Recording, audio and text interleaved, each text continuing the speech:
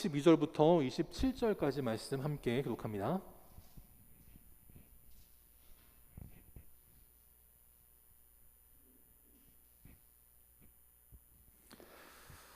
출애굽기 15장 22절부터 27절까지 한 절씩 교독합니다.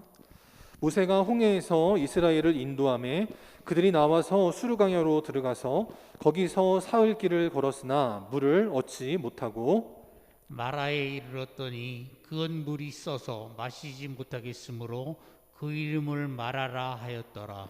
백성이 모세에게 원망하여 이르되 우리가 무엇을 마실까 하매 모세가 여호와께 부르짖었더니 여호와께서 그에게 한 나무를 가리키시니 그가 물에 던지 물이 달게 되었더라.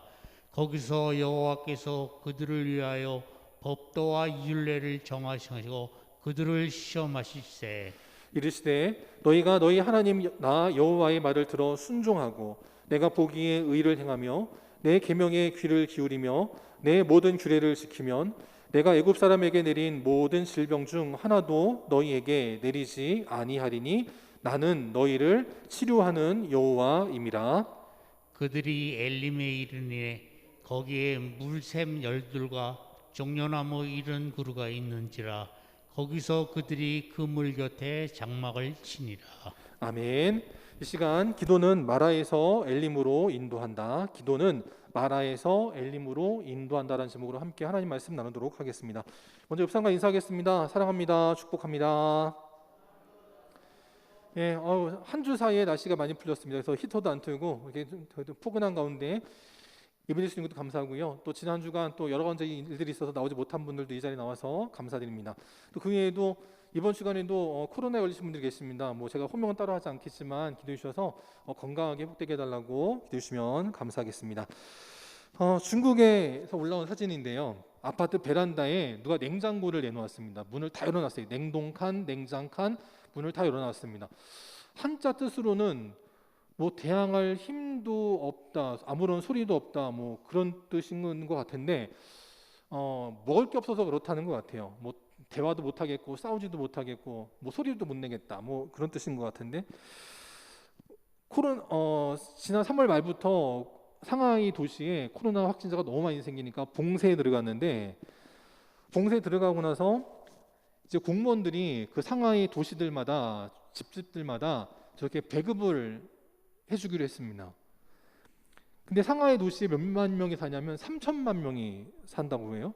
그러니까 3천만 명이 사는 곳을 공무원으로 배급을 하려고 하니까 안 되겠죠. 결국 그래서 배급을 받지 못해가지고 문제가 생겼다는 겁니다. 원래는 봉쇄령이 내려졌기 때문에 밖으로 나갈 수가 없는데 이제 굶주림을 견디다 못한 그 상하이 시민들이 저렇게 마트로 달려가가지고 물건을 약탈하는 장면을 시킨 거고요. 또 그걸 막기 위해서 이제 방역 요원들이 와서 제재를 하려고 하는데 오히려 시민들은 더 거세게 반발하더라라는 것이 뉴스에 나왔습니다.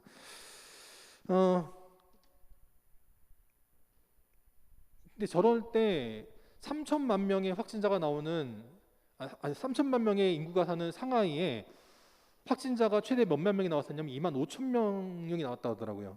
3천만 명이 사는데 하루 확진자는 2만 5천만 명이 나왔다고 합니다. 2만 5천 명이 나왔다고 합니다. 그러니까 그렇게 많이 나온 건 아니잖아요. 우리는 뭐 어마어마하게 나왔는데 그래서 중국의 말은 믿을 수 없다. 뭐 그런 얘기를 합니다.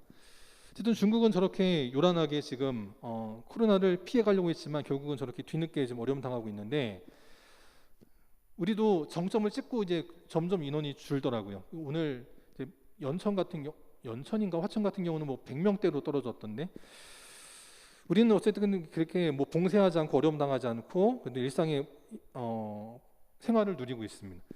근데 뉴스가 또 이번 주에 나왔던 것 가운데 뭐가 있냐면 그 박소현이라는 그 연예인이 있잖아요. 이분이 세상에 이런 일이라고 하는 그 TV 프로그램을 23년간 진행을 했다고 합니다. 몰랐던 일인데 23년간 저 프로를 진행하면서 뭐 명절이고 뭐고 해가지고 방송을 안 한 때는 있지만 녹화를 할 때 한 번도 빠진 적이 없는데 이번에 코로나 확진자가 되면서 처음 빠졌다는 거예요. 저걸 보면서 야, 저 박소연 씨의 저 정말 성실함이 대단하구나. 놀러 가고 싶을 때도 있을 테고 몸이 안 좋아서 쉬고 싶을 때도 있을 텐데 방송을 촬영하는 날에는 한 번도 빠지지 않았다는 거. 그게 대단하고요.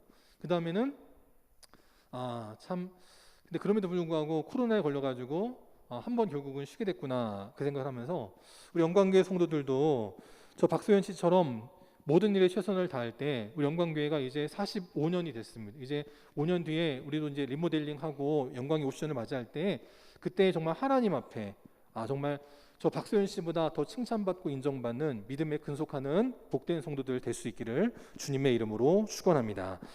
그리고 이제 이 팬데믹 상황이 이제 끝나가면서 엔데믹이라는 말이 나오기 시작했습니다. 엔데믹은 뭐냐면 이제 그 코로나가 끝났다라는 건 아니고 이제 그 코로나가 더 이상 이제 무서운 질병이 아닌 독감이나 감기 같은 이제 일상의 풍토병이 되는 것을 엔데믹이라고 한다고 합니다. 근데 세계에서 그러면 어느 나라가 먼저 엔데믹이 될 거냐 여기에 대해서 이제 주목을 하고 있는데 우리는 미국, 유럽을 생각하잖아요. 미국은 마스크도 벗고 뭐 이제 아무렇지 않게 살아간다더라 그러는데 오히려 미국은 한국이 먼저 엔데믹이 될 거야 그런 말을 하더라는 거죠. 왜냐하면 미국이나 유럽은 코로나를 치료하고 싶어도 돈이 없어서 치료를 못하는 겁니다. 예전에 코로나 초기에 미국 부부가 코로나에 걸렸는데 치료비가 얼마 나왔냐면 1억이 넘게 나왔다고 합니다. 우리는 코로나 걸려도 다 무상으로 치료받잖아요. 근데 미국은 민간 영리 의료보험이기 때문에 병원에 가면 모든 걸 다 돈을 내야 됩니다. 그러니까 병원에 가서 치료받을 돈이 없으니까 에라 뭐 병원 가서 주거나 병원 못 가서 주거나 뭐 이렇게 주거나 저렇게 주거나 똑같으니까 미국이나 유럽은 그냥 그렇게 살아가는 거고요. 우리는 어쨌든 나라에서 책임을 져주니까 이렇게 마스크도 쓰고 이렇게 저렇게 열심히 살아가더라라는 거죠. 그래서 전 세계가 첫 번째 엔데믹 국가로 우리나라를 주목하고 있다.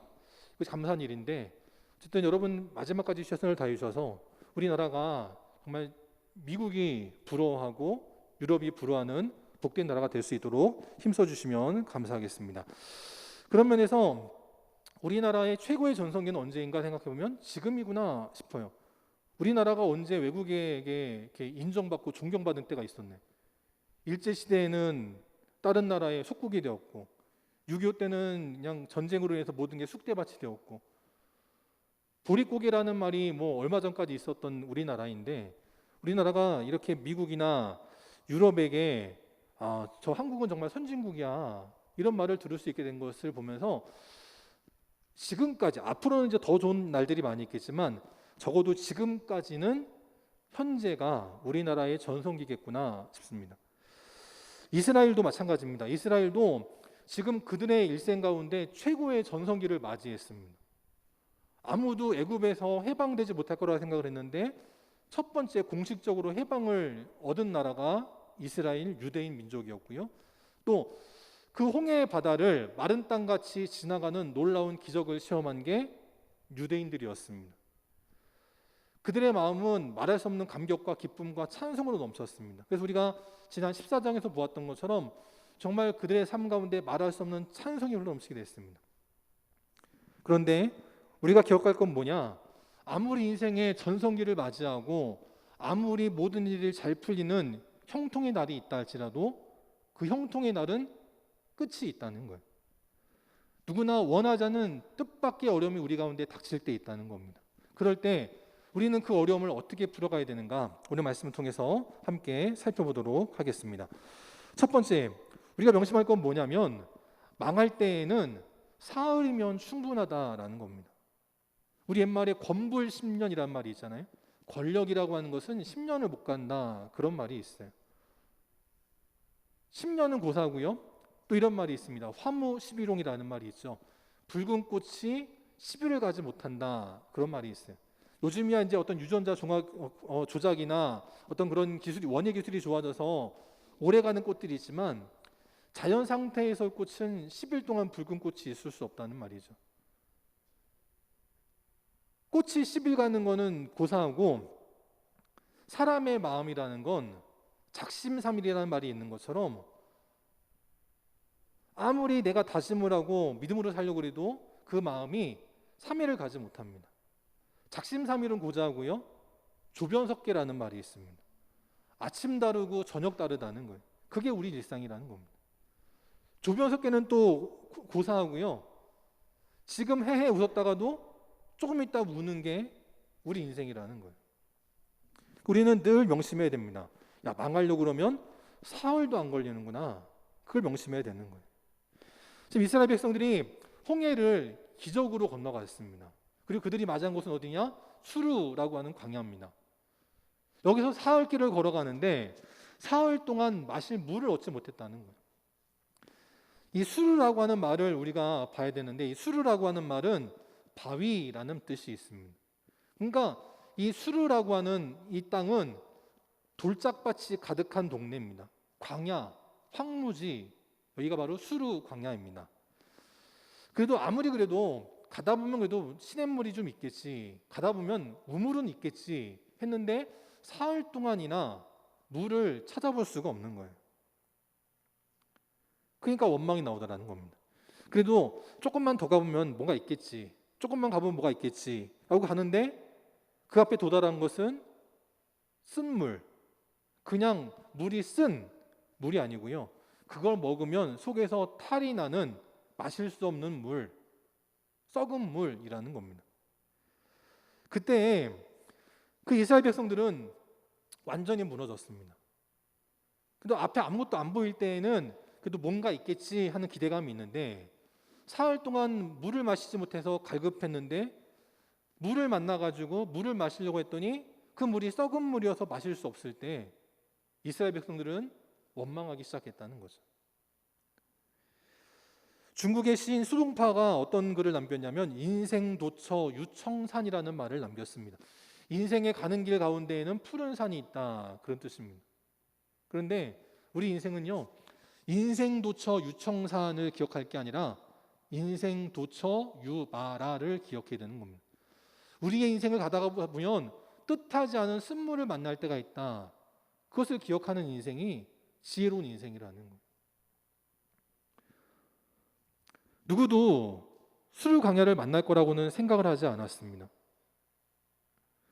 누구도 내가 가는 길에 마실 물이 떨어질 것을 생각한 사람은 아무도 없었어요.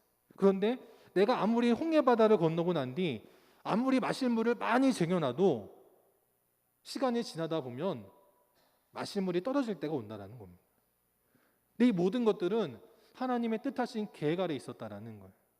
혹시 여러분 가운데 나는 이게 많아, 난 이게 나의 능력이야, 이게 나의 장점이 하시는 거 있습니까? 하나님은 그거를 비워버리길 원하시는 거예요. 어떤 사람은 돈이 나의 무기나 달란트인 사람이 있습니다. 나는 하는 일들마다 돈이 너무 잘 벌려, 돈 버는 게 너무 재밌어. 그런 사람들은 하나님이 그 돈을 비워버리십니다.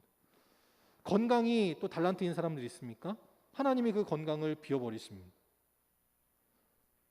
왜냐? 그 돈이라고 하는 물이 비워져야, 건강이라고 하는 물이 비워져야 하나님께서 주시는 새로운 생수를 맛볼 수 있기 때문이라는 거죠. 오늘 하나님께서 뜻하신 바가 있어 수르 광야로 사흘 길을 다니게 하면서 이스라엘 백성들이 더 이상 물을 마실 수 없도록 모든 물이 떨어지게 만드셨습니다. 그 고난을 만났을 때 반응은 두 가지로 나타나는데, 첫 번째는 원망이라는 거예요. 24절에 보니까 백성들이 모세에게 원망하더라라는 거죠. 야, 우리가 마실 물이 어딨냐, 우리에게 마실 물을 다오 하더라는 거예요. 근데 그냥 마실 물을 주세요 정도가 아니라, 왜 우리를 여기까지 인도해가지고 마실 물을 없이 목말라 죽게 하느냐, 원망하더라라는 거죠. 고린도전서 10장 10절에도 보면 원망하는 자들은 어떻게 돼요? 멸망한다라고 말하고 있습니다. 지금 마실 물이 없지만 마실 물이 없다고 원망해봐야 물이 나오지 않아요. 원망해서 문제가 풀리면 누구라도 다 원망할 겁니다. 원망해서 문제가 풀리면 예배 시간에 성토대회 하면 되죠. 원망하면 됩니다. 근데 원망은 문제를 풀지 못하고 오히려 우리를 멸망의 길로 인도한다는 것을 늘 기억해야 되는 거예요. 그러면서 우리는 원망하지 말아야 될 이유가 뭐냐? 히브리서 2장 18절에 잘 나와 있는데요. 우리 예수님도 이 땅을 살아가실 때 시험과 고난을 당해보셨기 때문에 우리가 시험 당할 때 그것을 능히 도우실 수 있는 능력이 있으시기 때문이라는 거예요. 우리 영광교회 성도들은 물이 떨어지는 어려움 만날 때, 돈이 떨어지는 어려움 만날 때, 건강이 약해지고 질병에 걸리는 어려움 만날 때, 또 내가 계획했던 모든 인생의 길들이 다 막히는, 사방팔방이 막히는 그런 난관의 어려움을 만날 때 우리를 능히 도우실 수 있는 하나님 앞에 기도하는 인생들이 될 수 있기를 바랍니다. 그래서 모든 군중들이 원망할 때 원망하지 않았던 딱 한 사람이 있습니다. 그게 누구예요? 모세였습니다. 모세는 고난을 만났을 때 어떤 반응을 하냐면 기도했다라는 겁니다. 장정만 60만 명이 원망을 하면 그 소리가 얼마나 대단하겠습니까? 그 경기장 가가지고 운동을 할 때 10,000명, 20,000명의 소리만 질러도요, 그 소리가 엄청납니다. 1,000명이 예배당에서 큰 소리로 통성 기도하고 큰 소리로 찬양하면 그 소리도 정말 엄청납니다. 뭔가 될 것 같아요. 근데 60만 명의 사람들이 막 큰 소리를 지르면 그 소리가 얼마나 대단하겠어요? 하나님께서 듣기 싫으셔도 60만 명의 소리를 지르면, 원망하고 욕을 하면 하나님이 안 들으실 수가 없어요. 근데 원망할 때는 아무런 역사가 일어나지 않았는데 딱 한 사람 모세가 하나님께 부르짖어 기도할 때 하나님은 응답하시더라라는 거죠. 우리 믿음의 성도들도 우리를 능히 도우실 수 있는 그 하나님 앞에, 우리 주님 앞에 기도하는 인생들 될 수 있기를 바랍니다. 그래서 우리는 어떻게 되느냐? 원망하면 우민이 된다라는 거예요. 어리석은 백성이 된다라는 겁니다. 원망하는 사람들은 어리석은 백성들이라는 거죠. 그런데 기도하는 사람은 지도자가 된다라는 겁니다. 이번 지방선거를 통해서도 기도하는 일꾼들이 세워지기를 바랍니다. 무당이나 악한 영에게 기도하는 자가 아니라 살아계신 하나님 앞에 기도하는 믿음의 일꾼들이 세워지기를 바랍니다. 또 여러분들이 기도하는 자가 되어서 이 시대를 하나님의 길로 이끌고 나가는 모세 같은 참된 믿음의 지도자들이 될 수 있기를 바랍니다. 야고보서에 보면 이렇게 말하고 있습니다. 샘이 있는데 그 샘이 어찌 단물과 쓴물을 동시에 낼 수 있겠느냐라고 말하더라는 거예요. 샘이라고 하는 것은 단물만 내든지 쓴물만 내든지 하나만 해야 됩니다. 동시에 두 가지 물을 내는 물은 없다라는 거예요. 그렇다면 우리 인간도 마찬가지라는 거예요. 입이라고 하는 이 구멍 하나에서 어떻게 단물 같은 찬송이 나오고 어떻게 쓴물 같은 저주가 동시에 나올 수 있겠느냐라는 것이죠. 우리 믿음의 성도들은 어려움 만난다 하여서 이 어리석은 백성들처럼 한치 앞을 내다보지 못하고 원망하는 자들이 아니라, 비록 내 눈에는 보이지 않아도, 내 생각엔 이것이 풀릴 수 있는 기미가 보이지 않아도, 우리는 애굽에서 탈출시켜 주셨고 홍해를 건너게 하신 하나님이 살아계시고 지금 이 시간 우리와도 함께 하시기 때문에 이 마실 물이 없는 문제도 능히 해결하실 수 있는 능력이 있다는 것을 믿고 감사와 찬송하며 기도하는 믿음의 성도들이 될 수 있기를 바랍니다. 그럴 때 하나님은 단순하게 기도만을 원하시는 것이 아니라 또한 순종하는 자를 찾으시고 원하신다라는 거죠. 25절에 중간에 보면 모세가 하나님 앞에 부르짖어 기도하였더니 여호와께서 한 나무를 가리키셨다라고 말씀합니다. 그랬더니 모세는 그 하나님이 가리키신 나무를 뽑았는지 베었는지는 모르지만 그 나무를 물에다가 던졌다라고 말씀을 해요. 그랬더니 그 물이 달아져서 마실 수 있는, 마셔도 문제가 생기지 않는 물이 되었다라고 성경 기록하고 있습니다. 어떻게 보면 말도 안 되는 일 아닙니까? 어떻게 그 쓴물이 나무 하나 던졌다고 단물이 될 수 있겠어요? 차라리 소금을 넣어가지고 정화작용을 했다 그러면 이해가 됩니다. 근데 나무를 가리키시니까 모세는 나무를 물에다가 냅다 던졌어요.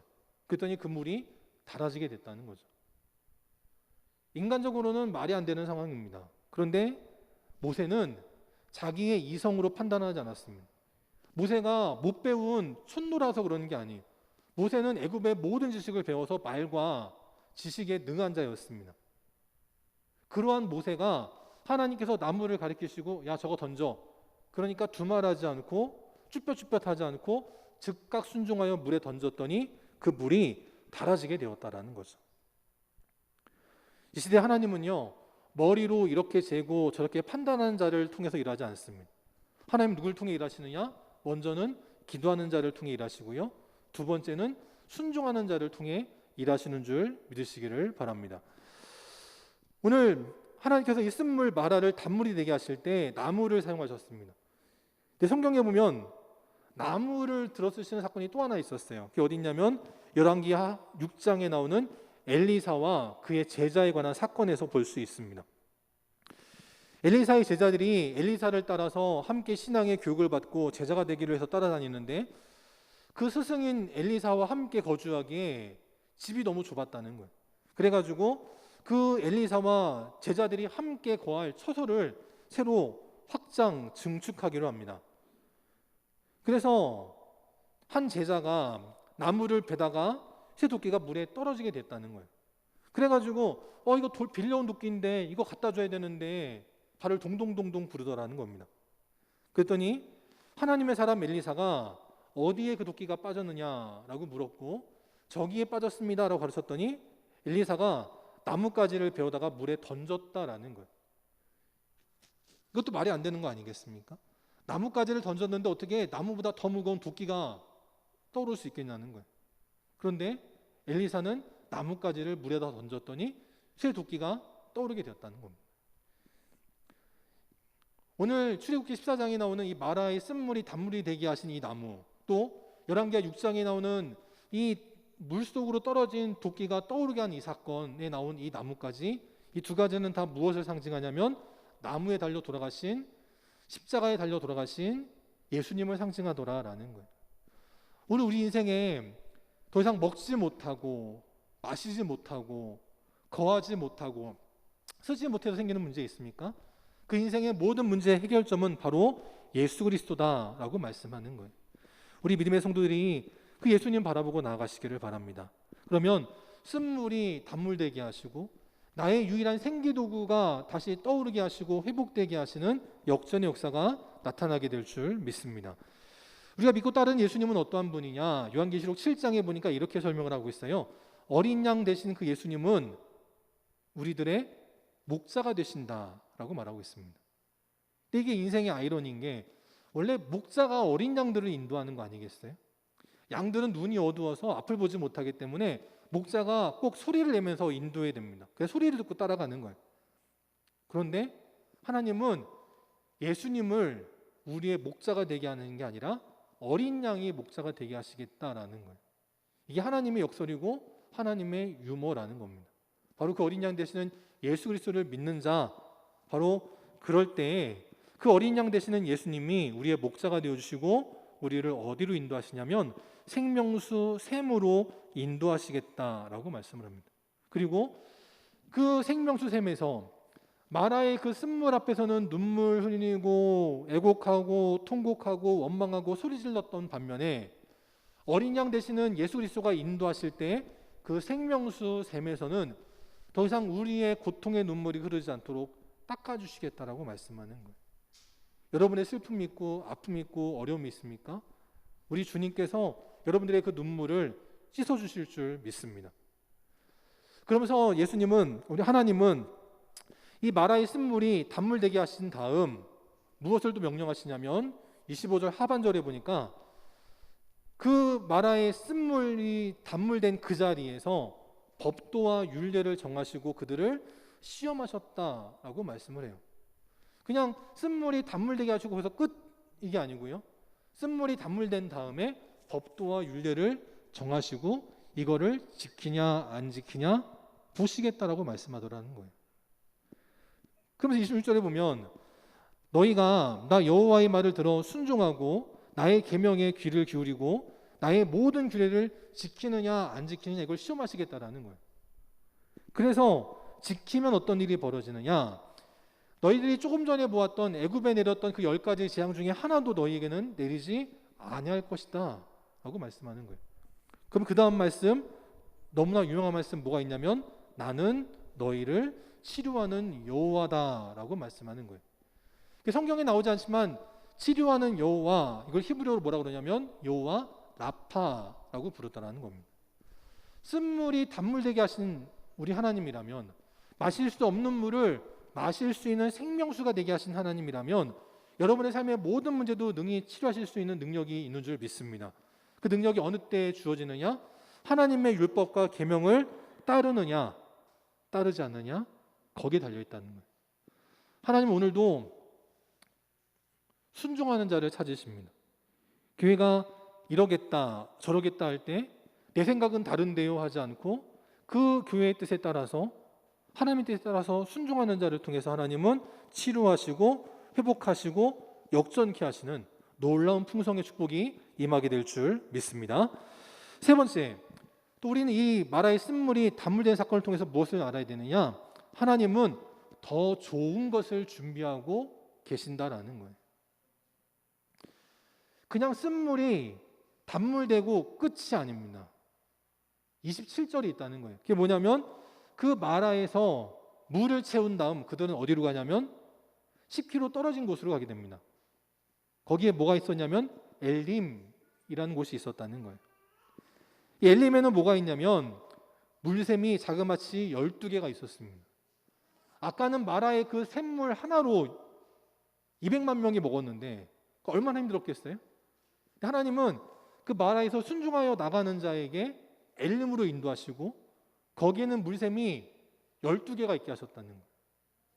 종려나무는 70그루가 있어서 그 종려나무에서 야자수 열매를 따가지고 먹을 수도 있고 마실 수도 있고 힘을 얻게 하셨다는 거예요. 지도로 보면 이렇습니다. 저 가운데 약간 왼쪽 하단에 빨간색 동그라미가 있는 곳이 첫 번째가 마라고요. 거기서 조금만 내려오면 엘림이 있습니다. 만약에 이스라엘 사람들 눈이 좋아가지고 10km 떨어져 있는 곳을 볼 수만 있었다면, 독수리처럼 하늘 높이 날 수 있어가지고 저 산 너머에 있는 엘림을 볼 수만 있었다면 아마 이스라엘 백성들은 원망하지 않았겠죠. 그리고 지금 내 눈앞에 쓴물이 있어도 10km만 더 가면 엘림이 있어. 거긴 자그마치 마실 수 있는 생명수가 12개나 있고 종려나무가 70그루나 있어. 아마 원망하지 않았을 거예요. 근데 사람의 눈은 그러지 못하기 때문에 조금만 안 좋아도 원망하고 불평하고 하더라라는 거죠. 마라에서는 이런 우물 하나가 있었는데 엘림은 저런 게 12개가 있었습니다. 그게 뭘 설명하냐면 물샘 12이라는 것은 12지파를 상징하더라라는 거예요. 우물물 하나에서 60만 명의 지파 장정들이 물을 떠가려면 얼마나 힘들고 오래 걸렸겠습니까? 근데 12개의 물샘이 있었다는 것은 각 지파별로 하나씩 주어졌다는 거예요. 종려나무 70그루라고 하는 것은 무엇을 상징하냐면 70인의 장로를 상징하고 있다는 겁니다. 하나님은 이스라엘 백성들이 마라에서 해가라고 여기가 좋사오니 여기 머물고 싶어 할 때 마라가 끝이 아니야. 더 좋은 곳이 있어. 말씀하셨고 정말 주님 말씀에 순종하여 나아갔더니 마라보다 12배나 좋은 엘림으로 인도하셨다라는 거죠. 순종하여 나가지 않으면 우리는 영원히 마라에 머물 수밖에 없습니다. 부족해서 허덕허덕거리는 인생으로 살 수밖에 없다는 거예요. 주님 말씀에 순종하여 나아갈 때 주님은 마라보다 더 좋은 엘림의 자리를 우리 가운데 허락하여 주신다는 겁니다. 우리는 그래서 그걸 믿고 나가야 되는 거예요. 하나님은 반드시 우리에게 더 좋은 것을 예비하신다. 지금이 좋을지라도 지금보다 더 좋은 것을 하나님이 예비하고 계신다. 그걸 믿는 인생들이 돼야 된다는 겁니다. 아브라함의 아들 이삭이 있었습니다. 어느 날 갑자기 아버지 아브라함이 자기를 깨우더니 먼 길을 떠나게 하십니다. 아버지를 따라서 이삭이 쫄래쫄래 따라왔는데 제사를 드리려고 하세요. 평상시와는 다르게 나무도 있고 불도 있는데 제물로 쓸 어린 양이 없었습니다. 그때 이삭이 뭐라고 말하냐면 아버지, 불과 나무는 있거니와 번제할 어린 양은 어디 있나이까? 하고 해맑게 묻습니다. 그때 그 아버지 아브라함의 마음이 얼마나 찢어졌겠어요.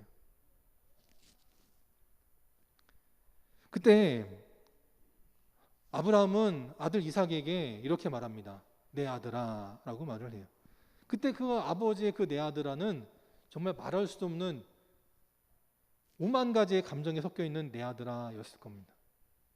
근데 내가 저놈을 잡아야 되는데 그 아들은 뭣도 모르고 어린 양은 어디 있냐고 물으니 그 아들한테 아들아 라고 말할 때 그 아브라함 마음은 정말 이루 말할 수 없었겠죠.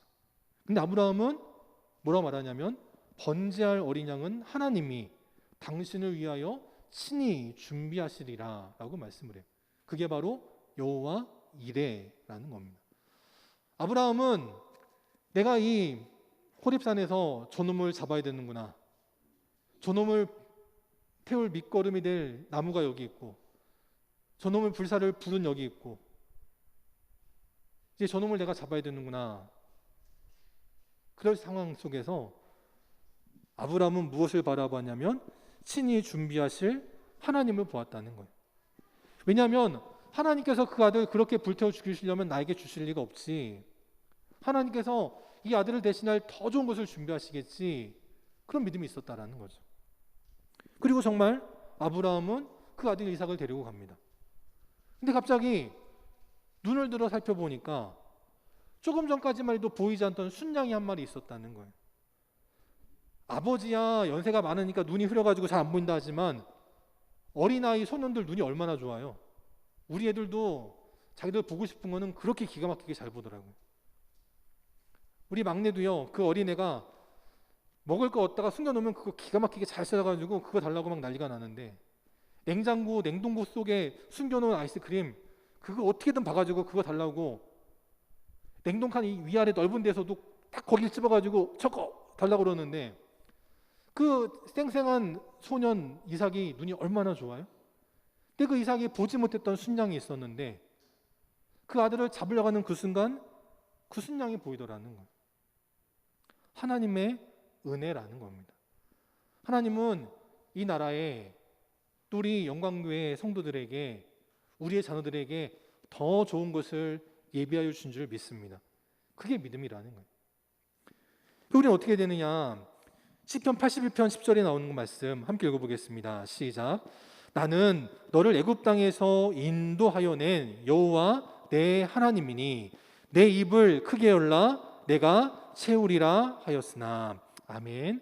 하나님께서 우리를 인도해 내셨다는 거예요. 그분이 우리를 홍해 앞에서 죽게 하실 이유가 없다는 거예요. 홍해 속에서 우리를 죽게 하실 이유가 없다는 거예요. 마라의 쓴물 때문에 죽게 하실 이유가 없다는 겁니다. 하나님은 우리에게 점점 더 좋은 걸 예우고 계시는 거예요. 종살이 할 때 애굽에 내린 10가지 재앙을 통해서 해방의 기쁨을 주셨고요, 홍해를 통해서 쫓아오던 애굽 군대가 다 수장되어서 더 이상 뒤를 돌아보지 않고 뒤를 염려하지 않고 앞만 보고 전진할 수 있도록 평안의 복을 허락해 주셨습니다. 또 쓴물 있을 때 그 쓴물이 단물되는 기적도 허락하여 주셨고, 물이 하나여서 허덕허덕되지 않도록 엘림에서 샘물을 12개나 허락하시는 축복을 또한 허락하여 주셨다라는 거예요. 오늘 그 하나님께서 우리에게 말씀하십니다. 너희 입을 크게 열어 기도하라라는 거예요. 그러면 하나님께서 채우시겠다라는 겁니다. 미국의 청교도들이 했던 인사가 있습니다. 우리는 만나면 안녕하세요 이거 묻잖아요. 식사하셨어요? 우리는 이걸 묻습니다. 근데 영국의 청교도들은 만나면 뭐라고 인사했냐면 The best is yet to come 이라고 인사했다는 거예요. 무슨 뜻이냐면 최고의 순간은 아직 오지 않았다라는 겁니다. 그 교인들 가운데 누군가는 어젯밤에 소가 새끼를 낳았는데 2마리를 낳는 사람도 있겠고요. 어떤 사람은 농사를 지었는데 평소 같았으면 가만히 5가마니가 나왔을 텐데 올해는 10가마니가 나올 수도 있고 그렇잖아요. 공부 하나도 안 했는데 시험 봤더니 100점 맞는 일도 있지 않겠습니까? 특별하게 공부 안 했는데 내가 원했던 시험에 합격을 해서 원했던 직장에 들어갈 수도 있지 않겠습니까? 그럴 때 할렐루야 하면서 야, 나 정말 오늘 너무 좋아. 그럴 때 있지 않겠어요? 우리 애들도 이렇게 툭하면 그런 얘기를 할 때가 있어요. 아빠, 나는 그때가 좋았어. 그런 말을 하는 거예요. 이제 초등학생이 아빠, 나는 그때 어린이집 다닐 때가 좋았어. 아빠, 나는 유치원 다닐 때가 좋았어. 난 그때가 내 인생의 전성기였던 것 같아. 그 어린애들이 그런 말 할 때가 있어요. 또 막내를 보면서 그런 얘기를 해요. 네가 좋을 때다. 그런 말을 합니다. 너는 울기만 해도 엄마 아빠가 다 해주지 않니? 그런 말을 해요. 그래서 또 저희한테 물어봐요. 아빠, 아빠는 언제가 좋았어? 그럼 언제가 좋았다 그럴까요? 아빠는 지금이 좋아. 그런 말을 해요. 아빠는 내가 이렇게 건강하게 자라줘서 지금이 좋아. 그런 말을 해요. 내 최고의 정답은 지금이 좋은 게 아니고 아직 오지 않은 거예요. 지금도 좋지만 하나님께서 우리에게 허락하실 날은 더 좋은 날이 될 줄 믿습니다. 최고의 순간은요, 아직 결코 오지 않았어요. 내가 이렇게 늙었는데, 내가 이제 이렇게 힘이 다 빠졌는데 뭐가 좋은 날이 와요? 아니에요. 와요. 옵니다. 옆 사람과 인사해 보겠습니다. 여러분에게 덕담해 보겠습니다. 아직 여러분의 최고의 순간은 오지 않았습니다. 해보세요. 너무 어렵습니까? 아직 여러분의 최고의 순간은 오지 않았습니다. 네. 우리 시험 변호사님도 이제 6월에 조마조마하게 기다리고 계실 텐데 최고의 순간이 오게 하실 줄 믿습니다. 우리 영광교회도요, 예전이 좋았다 그렇게 말할 수 있죠. 정말 예전이 좋았죠. 근데 예전도 좋았지만 아직 최고의 순간은 오지 않았습니다. 우리 앞날도, 우리의 자녀들의 앞날도 아직 최고의 순간은 오지 않았어요. 이스라엘 백성들이 출애굽만 해도 좋겠다. 근데 출애굽했다고 끝나나요? 홍해 앞에 원망합니다. 애굽만 건너가도 좋겠다. 끝나나요? 또 마라 앞에서 원망합니다. 엘림에서는 원망 안 했을까요? 아마 성경에 기록되지 않았지만 거기서도 원망하는 사람이 있었을 거예요. 또 하나님은 엘림에서 끝내지 않으십니다. 하나님은 그 엘림에서도 쉼을 얻게 하신 다음 다시 여정을 떠나게 하세요. 왜냐? 그들이 가야 될 곳은 가나안이기 때문이라는 겁니다. 하나님께서 저와 여러분에게, 우리 영광교회에게 예비하신 믿음의 가나안이 있습니다. 오늘도 우리는 부족하고 연약하지만 오직 주님 붙들고 이 믿음의 태산을 넘고 험곡을 넘어서 최고의 땅 가나안, 최고의 때 더 베스트 데이를 만날 수 있는 우리 모든 믿음의 성도들이 다 될 수 있기를 주님의 이름으로 축원합니다.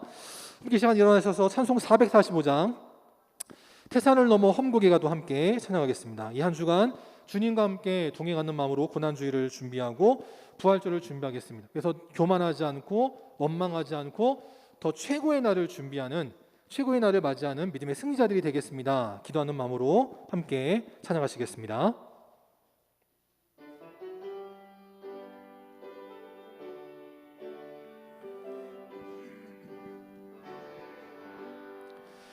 태산을 넘어 험곡에 가도 빛 가운데로 걸어가면 주께서 항상 지키시기로 약속한 말씀 변치 않네. 하늘의 영광, 하늘의 영광, 나의 맘속에 차고도 넘쳐 할렐루야를 힘차게 불러 영원히 주를 찬양하리.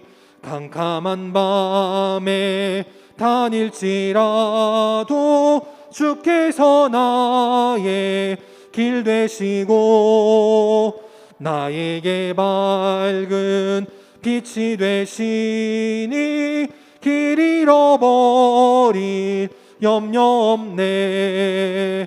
하늘의 영광, 하늘의 영광, 나의 맘속에 차고도 넘쳐 할렐루야를 힘차게 불러 영원히 주를 찬양하리. 광명한 그 빛 마음의 바다 찬란한 천국 바라보고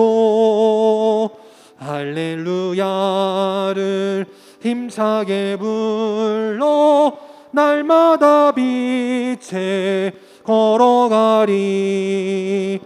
하늘의 영광, 하늘의 영광, 나의 맘속에 차고도 넘쳐 할렐루야를 힘차게 불러 영원히 주를 찬양하리. 아멘. 함께 기도하겠습니다.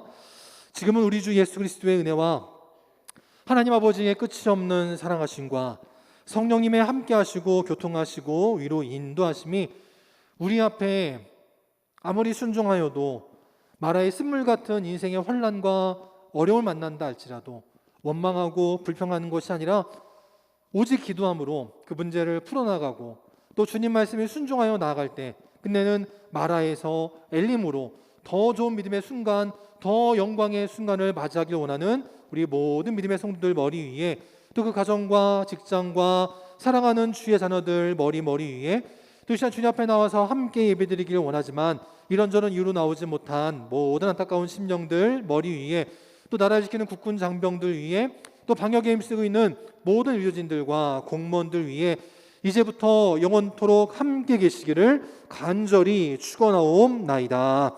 아멘.